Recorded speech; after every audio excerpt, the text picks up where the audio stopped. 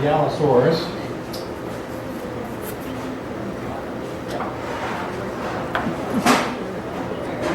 Need to give you guys a little bit of background as to how and why it is that Caesar came to live here in Sheridan.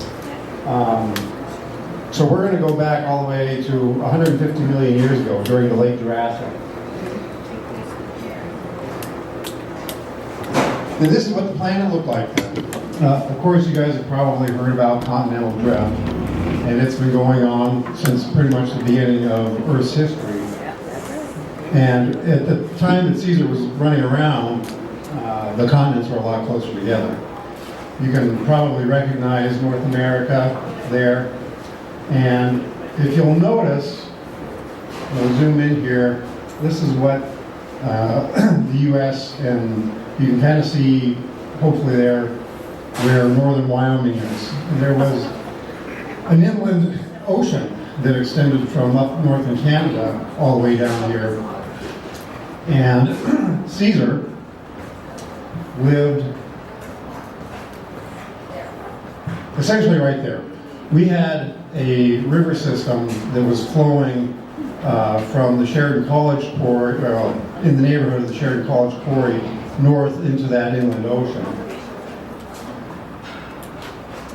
And so you have to imagine what Wyoming looked like back then. It was tremendously different from today. It was very flat, for one thing. The mountains haven't risen yet.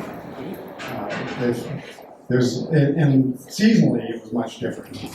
We didn't have the same sort of seasons. It was much more like, say, southern India or this part of Africa, in Botswana, where you had both a really dry season and then a monsoonal wet season.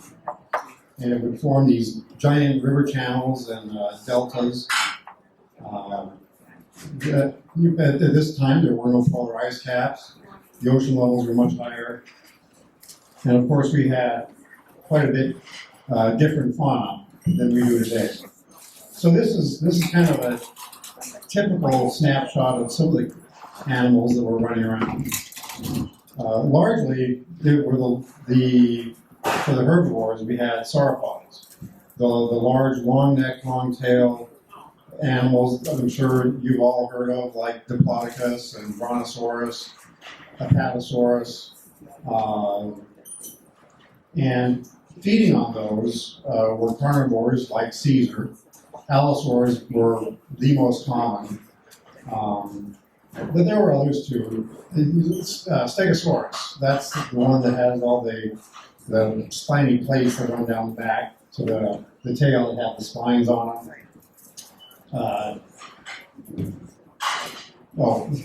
And of course, we actually did, there were mammals. A lot of people think that mammals suddenly showed up on the scene after the dinosaurs died, but that's not true.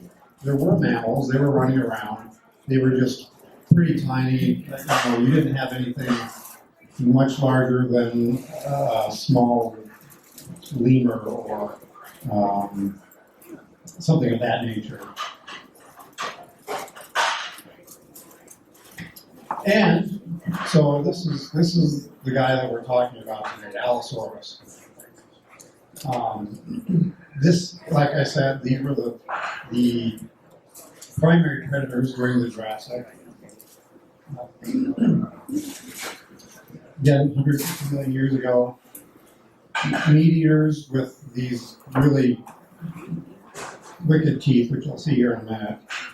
Claws. They could be up to 30 feet long and weigh 3,000 pounds. So they were not insubstantial. You can see that they're kind of built not unlike a T-Rex. All the theropod dinosaurs were like that. Ran on their hind legs, used those, but their arms were substantially bigger than like a T-Rex. And one of my favorite little tidbits, and I always like to tell the kids this when we give the presentations out at the museum, is that Caesar was running around 150 million years ago. Tyrannosaurs were about 70 million years ago. So you do the math on that, and that's 80 million years. Tyrannosaurs went extinct 65 million years ago. So when you're talking about time, the turkeys running around out here are closer in time to T-Rex than T-Rex was to Caesar.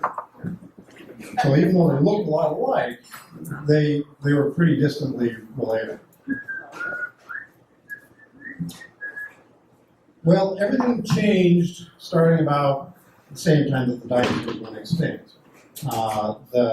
There's something called the Laramide orogeny, which is a massive geological event here in North America,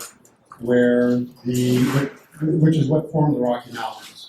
And luckily for us, it took all those millions and millions of layers of rock and pushed them up to the surface to where we could find the fossils inside of them.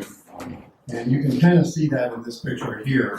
This is really close to the quarry, but you've got a nearly 45 degree, 30 to 40 degree angle on all of these rock layers. And I guess before I go too much farther, I should probably explain the process because, not everybody actually understands how it is that fossils form. But Caesar, for example, and all the fossils that we found at our dinosaur quarries, and this is one of them. This would have been historically the first quarry or near where the first quarry that was opened up down there in Johnson County near Buffalo, where we first started finding fossils. These fossils are forming because these animals, they're living in environments where they're close enough to water to where they can be buried really quickly. So you're almost always going to find your fossils in lake deposits or river deposits, sands, muds, because they have to get buried really, really quickly in order to become a fossil. Otherwise, if they just lay out on the surface, natural processes break them down into nothingness. The bacteria get to them, they get scavenged, they get hauled off by other animals, and there's never going to be a chance of them becoming a fossil. But if they get buried quickly enough, then that's where things can start to happen. The water that has all these minerals in it will eventually start to permeate into these bones and slowly turn them into rock, just like the rock surrounding rock around them. And so it was in the early 70s, this place, the St. Paul Twin Cities Science Museum in Minnesota, and it was just interesting because I just recently found the entire history of this, which is available online. I think it's an interesting read, but there was a high school teacher who started coming down to Johnson County in the early 70s with a bunch of students to look for fossils. And they knew where the Jurassic Morrison Formation was, and that was a hotbed for fossils. And lo and behold, they started finding stuff. And so he started bringing his students back every year, and they realized pretty quickly they were kind of out of their element. There was just so much. So they got the Science Museum in Minnesota involved, and a paleontologist there, Bruce Erickson, who came out and he organized expeditions out here every summer for over 20 years. Well, yeah, over 20 years. And they really did it up right. They set up tents, they had water tanks, they had cooks. They took a lot of fossils out of there, including this one. This Diplodocus actually came from that Johnson County, it's called Poison Creek Quarry. And this is what it looked like. Well, part of it. You can see the map there. There are a lot of bones. They took out, I believe, almost 3 complete dinosaurs, including that Diplodocus, something called a Camptosaurus, a Haplocanthosaurus. There's a really neat, I didn't get a picture of it, but there's a tiny little baby Diplodocus skull, which even then looks really I think too. But they finally, about 1990, they decided that they had either gotten as much as they were going to get or they ran out of money. I'm not exactly sure what happened there, but they decided they weren't going to come back. And so it just so happens that Mike Flynn, Sheila Flynn's husband, he was talking to them, and Bruce said, "Hey, you really should take over the permit for this area because it's on a state section." And Wyoming, I don't know if you know how that works, but every township, there's 2 sections set aside for schools, Section 16 and Section 36. And the idea was you either build a school there or use the revenue from that land to help fund schools. But that section, it just so happened that quarry landed on Section 16. The geology was just perfect there. So we were able to get Mike was able to get a state permit to start excavating.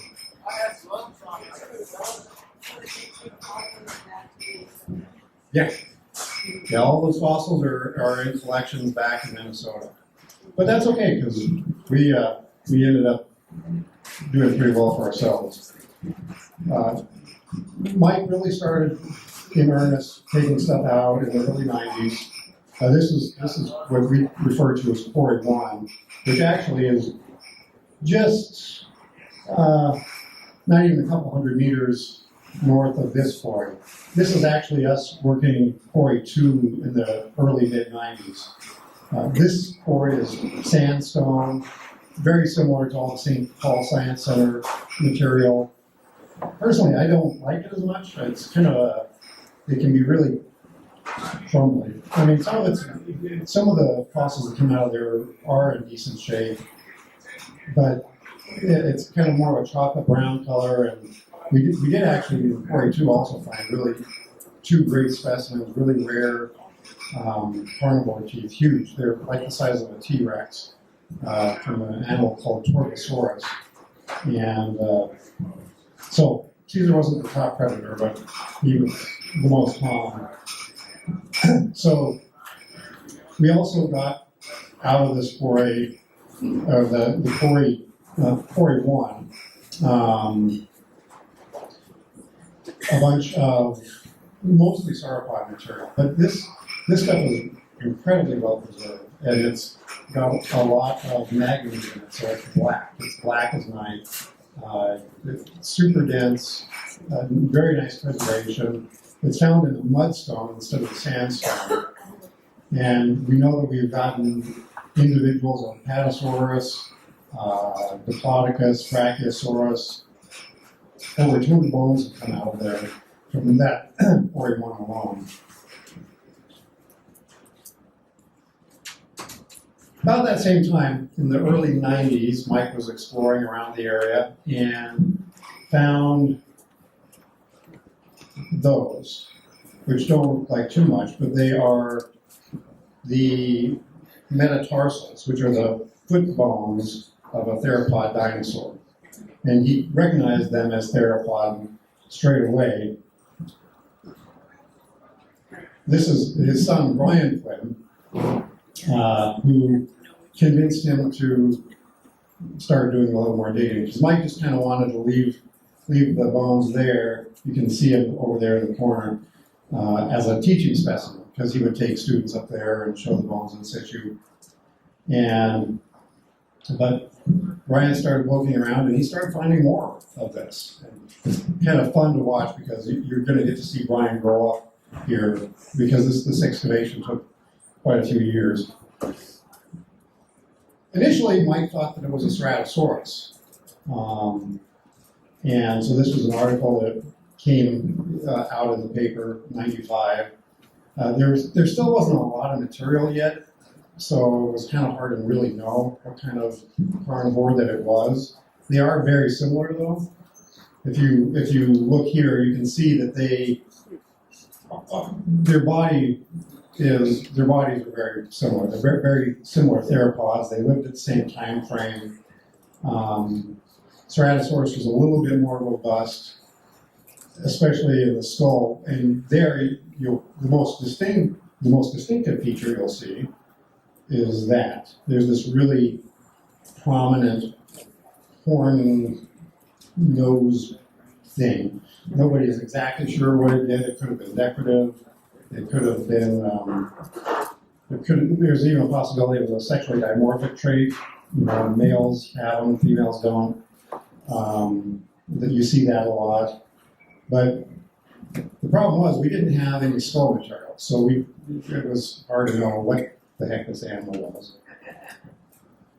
And that all changed in 1996. We were up there excavating, and we had a field class there helping. And sure enough, all these little fragments of teeth started coming out of the ground. And so we got excited about that because theropod dinosaurs, well, all dinosaurs were kind of like sharks. They shed their teeth constantly. And so it isn't unusual to find dinosaur teeth isolated from skulls. But there were so many and so many fragments in such a small area, we knew there had to be skull material nearby. And that same day, this is, I know it doesn't look like much, but that's actually the lower left, I think, jaw of Caesar.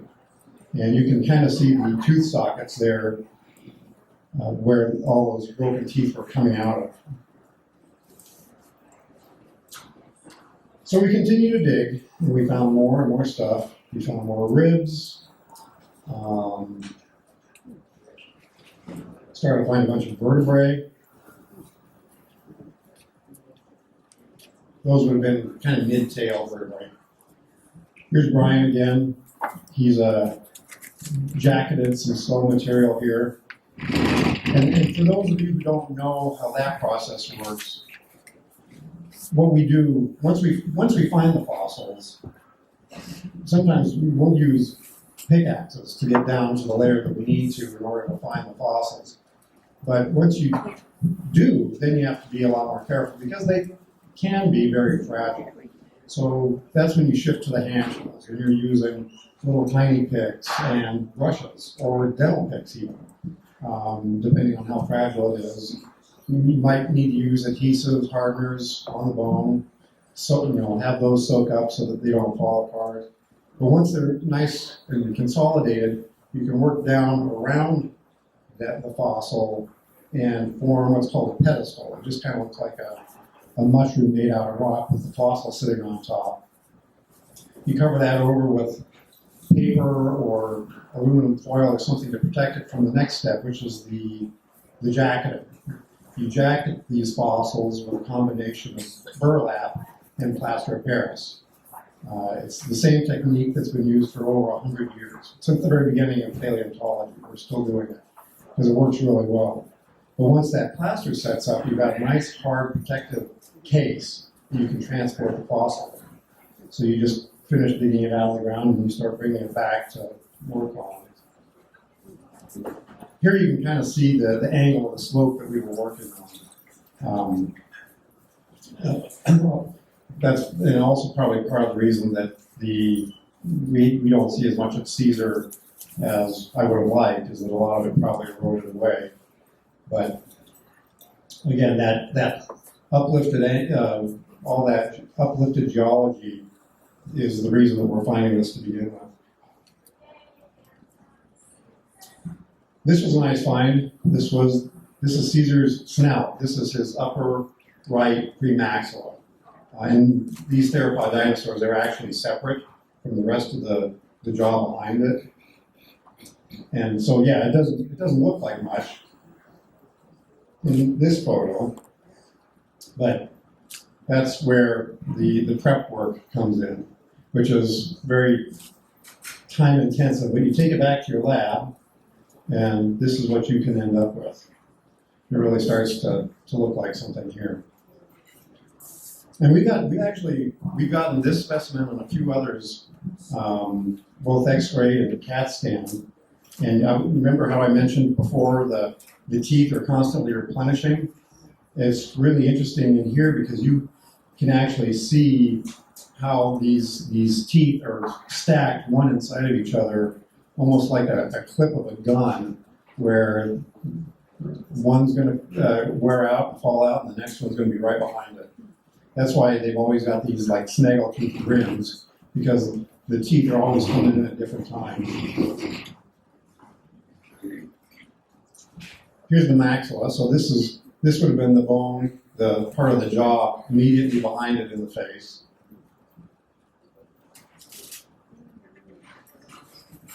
And this is what it looks like cleaned up.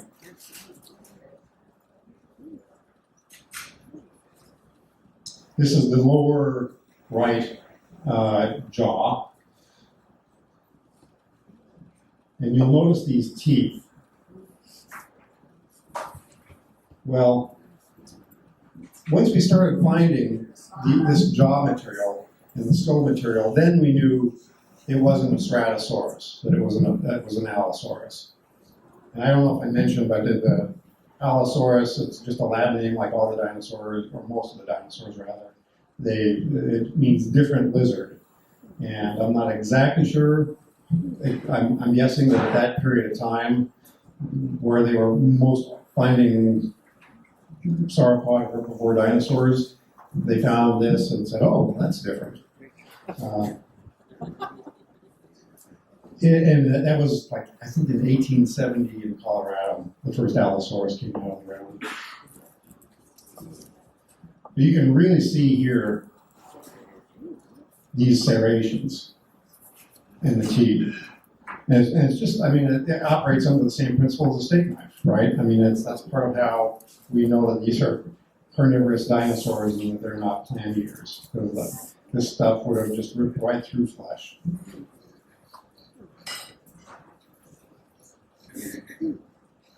This is the other.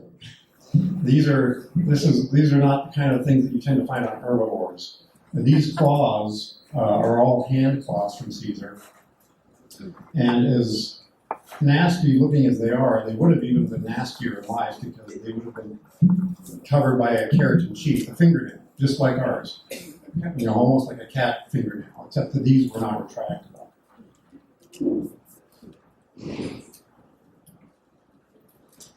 This is the humerus. I'm trying to remember. I think it's the right humerus, yeah, of Caesar. But because of this, we know that something not so funny happened to Caesar. Right there. Well, when I was prepping this bone out, I discovered this gash, and it was not an exclamation mark, because sometimes that'll happen where you'll hit a bone with the pick, like we were talking about using pickaxes. But this was filled with rock, and when I got it all cleaned out, we weren't sure. We're still not sure, to be honest. The only thing that we do know about it for certain is that it happened after Caesar died, because if it had happened in life, this would have healed over, but it never had a chance. So Caesar either lost out on a fight with another carnivore. It just so happens that gash matches pretty closely with one of these teeth, so that might be a clue. But it could have happened immediately afterwards, too. These animals, of course, like most animals, they were not above scavenging. This Caesar could have been gnawed on, chewed on by something after the fact. Well, this is a good illustration of what we were up against, because this is the sacrum, the hips of the animal.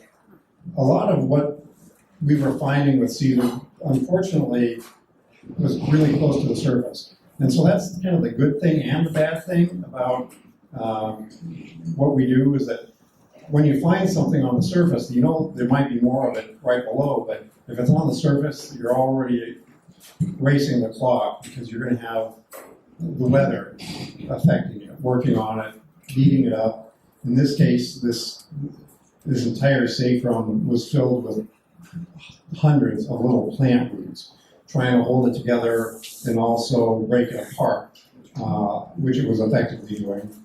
Apparently, they like the minerals. Plants like the minerals in these fossils. And then also, too, they're affected by the same natural processes of erosion and frost heave as every other rock. So the water gets in there, it freezes, and starts to break the stuff apart. Unfortunately, it doesn't hold up very well. And I remember this very specifically because this particular element, and it's big. The hips on Caesar are substantial. There were places where you could dig on the crestodilium, which is the part of your hip up here you can feel, and it was so soft you could practically scratch it away with your finger. But then down below there, where the sacral vertebrae are, you could hit that with a pick, and it literally would spark. I mean, it was so hard. And we do, sometimes in paleontology, we're able to use some power tools, pneumatic tools, electric tools. We have had electric jackhammers that we would use at those quarries, but Caesar was in a remote enough of a location we couldn't get that stuff up there, so it was all we had to do it all by hand. But interestingly, this is also because this bone was in the ground for so long and such a pain in our back ends that it ended up leading to how it is that Caesar got his name, which I believe, one of the people who was working for us at the time, her name is Jessica Midland. She is the reason that Caesar got his name, but I'll have her explain that in her own words. The first material that was fully exposed that we uncovered at the Allosaurus site was the pelvis. And because I had taken to calling all the other specimens in the lab names that I thought were appropriate for their size or their shape, I thought, well, we found the pelvis, we've got to call him Elvis. And Mike Flynn said, oh, come on, Jessica, we can come up with something that's a little bit more dignified than Elvis. And so I thought about it, and I thought maybe Caesar would be a little bit more appropriate. This is me working on all the stuff that we brought back. And that's where a lot of the work comes in. I mean, I love being out in the field. It can be hot, it can be dusty, it can be really hard work, but this requires a lot of attention to detail. It's very tedious, and it can be incredibly time-consuming because you're picking off all these little grains of sand off of these fossils and trying to get glue in the right places and get them all cleaned up. I'm holding what is the nasal. That's we have nasals too, but this is the part that would have had the crest on it had it been a Ceratosaurus. So again, another reason we knew it wasn't one of those. But there, and there, and there, and there, and there, all of these are pieces of the brain case, which I recognized that they were part of the brain case, which is the anchor for the entire skull, which is really what we needed in order to reconstruct the Caesar. All right, guys. Well, thank you very much for coming out today. Hope you learned a thing or two about Allosaurus.